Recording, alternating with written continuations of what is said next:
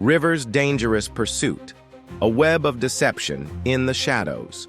What MI5 doesn't want you to know. Slough House's Season 4 episode 2A's River Cartwright follows the trail of secrets left behind by his grandfather, his journey through France's dark underbelly reveals that Les Arbres is not just a remote hideout.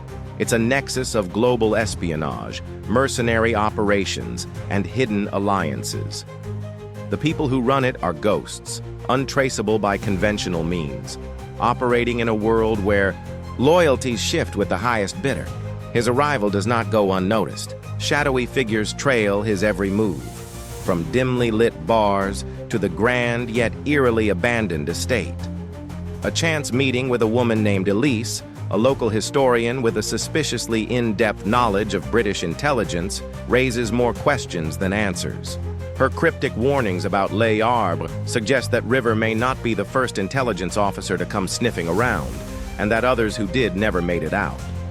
As he begins piecing together his grandfather's past, River uncovers long-buried records that link David Cartwright to a classified MI5 operation gone wrong in the 1980s. The files reference Project Blackwood, a mission designed to embed British operatives within high-level European mercenary circles. A mission that was supposedly disbanded after a disastrous betrayal. But the truth is far more dangerous. Not only did Project Blackwood never fully shut down, but its legacy still influences the covert operations of today. River realizes that his grandfather wasn't just an observer. He was one of the architects of an intelligence ring that blurred the lines between official MI5 business and off-the-books assassinations. Some of the mercenaries still active in Les Arbres may have been trained and funded by MI5 itself. River's relentless pursuit of the truth becomes a survival mission when he discovers that someone inside MI5 doesn't want him to come back alive. His phone is hacked, his hotel room ransacked, and a near-fatal encounter with an unknown assailant leaves him with no doubt. He's been marked. By whom? He doesn't yet know. But one thing is clear. Les Arbres isn't just a relic of his grandfather's past.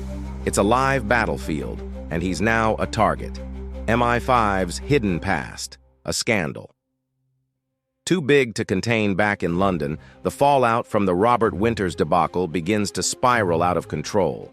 The exposure of cold body identities, fake identities given to undercover agents decades ago, threatens to rip apart MI5's credibility. What was once a secret internal program is now at risk of public exposure. Diana Taverner knows that if the full extent of the program is revealed, careers, alliances, and possibly even the stability of British intelligence itself could crumble. Taverner, a master at damage control, is faced with a dilemma. How many lies can she stack before the entire house of cards falls? She orders the Slough House team to dig deeper into David Cartwright's past, suspecting that his personal history may be the missing piece in a puzzle that connects decades of intelligence failures, assassinations, and off-the-books missions.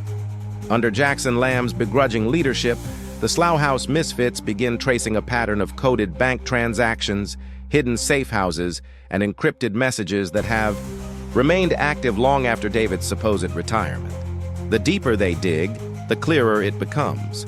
David Cartwright never indeed left MI5. His name is tied to a black ops network that continued operating well into the 21st century, pulling strings even after he was declared out of the game. As so, Slough House and MI5 work in parallel, their discoveries begin to collide. River's name surfaces in intercepted communications between Les Arbres operatives, suggesting that someone anticipated his arrival long before he even set foot in France. Who tipped them off? And why? The shocking answer: a leak within MI5 itself. Someone high up in the intelligence hierarchy is still protecting the remnants of Project Blackwood, ensuring that its secrets never reach the light of day. And if that means silencing River Cartwright, then so be it. The episode's climax. A dangerous confrontation as the truth edges closer to the surface, River finds himself cornered in a deadly game where every move could be his last as the truth edges closer to the surface. He contacts an ex-Blackwood operative, now living under an assumed identity, who finally confirms his grandfather's proper role in the program. But before he can extract the whole story, the operative is assassinated before his eyes, leaving River with more questions than answers. Back in London, Diana Taverner realizes she may be unable to contain the fallout.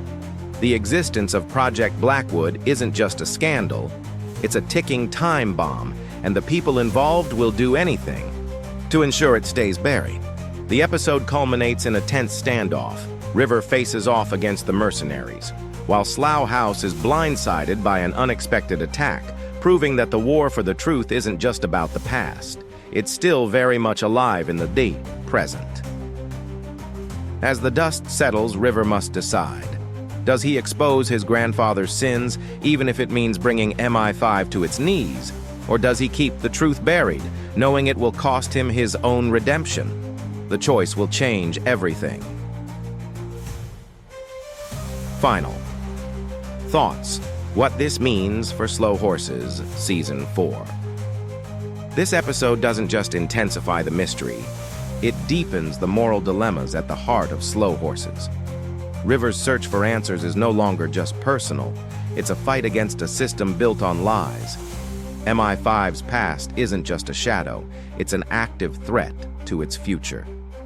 The true enemy may not be the mercenaries, but the people in power pulling the strings.